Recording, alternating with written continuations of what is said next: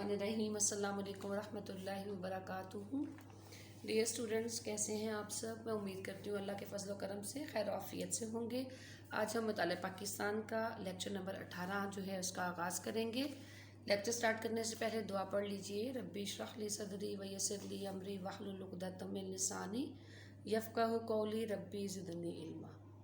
जी students, आज का हमारा टॉपिक है पाक अफ़गानिस्तान ताल्लुकात।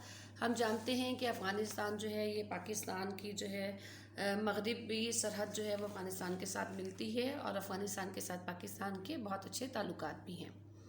आइए इन ताल्लुकात का जायज़ा लेते हैं। ये पॉइंट नंबर 1 है, अफ़गानिस्तान जो है हमारा पड़ोसी मुल्क है, इस्लामी और एशियाई मुल्क भी है। दोनों ममालिक के दरमियान यानी पाकिस्तान और अफ़गानिस्तान के दरमियान बहुत ही कदीम मजहबी, तारीख़ी, सकाफ़ती, नस्ली और जोग्राफियाई रिश्ते आपस में मौजूद हैं। यानी दोनों ममालिक जो हैं आपस में मजहबी तौर पर भी ज़ाहिर है हम भी मुसलमान हैं और अफ़गानिस्तान भी जो है वो एक इस्लामिक कंट्री है। हमारी तारीख़ है, हमारी सकाफ़त और बहुत हद तक जोग्राफियाई जो है हदूद और ये तमाम चीज़ें हम में मुश्तरक हैं। नंबर 2 है, जब पाकिस्तान वजूद में आया बेटा तो सबसे पहले, ठीक है, जैसे हमने पहले भी पढ़ा कि चीन ने पाकिस्तान के वजूद को जो है वो एक्सेप्ट कर लिया। उसके बाद जो है फ़ौरी ही दोनों ममालिक के दरमियान यानी पाकिस्तान और अफ़गानिस्तान के दरमियान खुशगवार ताल्लुकात का आगाज़ हुआ और अफ़गानिस्तान ने पाकिस्तान को बड़ी देर से तस्लीम किया और फरवरी 1948 में सफारती ताल्लुकात की इब्तदा हो गई। यानी 1 साल बाद ही अगर हम कहें तो दोनों ममालिक के दरमियान सफारती ताल्लुकात की इब्तदा हो गई। पॉइंट नंबर 3, बरतानवी हिंद और अफ़गानिस्तान के दरमियान बॉर्डर के तयन के मसले को हमेशा के लिए हल करने के लिए 1893 में सेक्रेटरी वजारत ख़ारजा हुकूमत हिंद सर डेविड ने अफ़गान बादशाह अमीर अब्दुर्रहमान से मुज़ाकरात किए और एक मुआहिदा लिखा गया जिसकी रूह से सरहद का हतमी तयन कर दिया गया।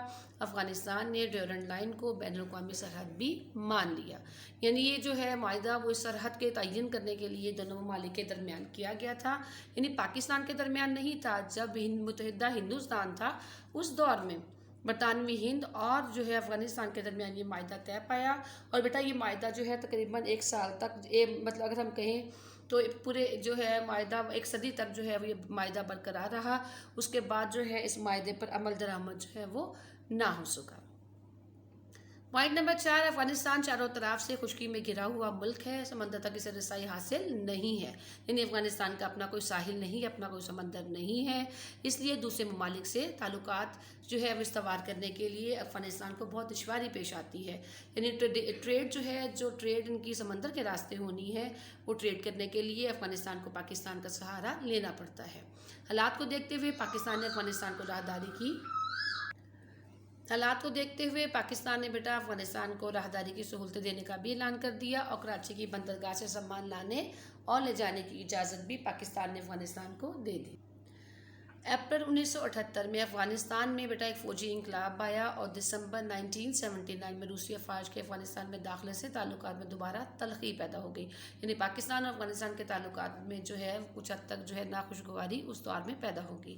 उसके बाद अफ़गानिस्तान हुकूमत ने मुखालिफिन को कुचलने के लिए रूसी फ़ौज को वसी पैमाने पर इस्तेमाल किया जिसकी वजह से लाखों अफ़गान बाशिंदे अपना घर छोड़कर पनाह हासिल करने के लिए पाकिस्तान में दाखिल हुए।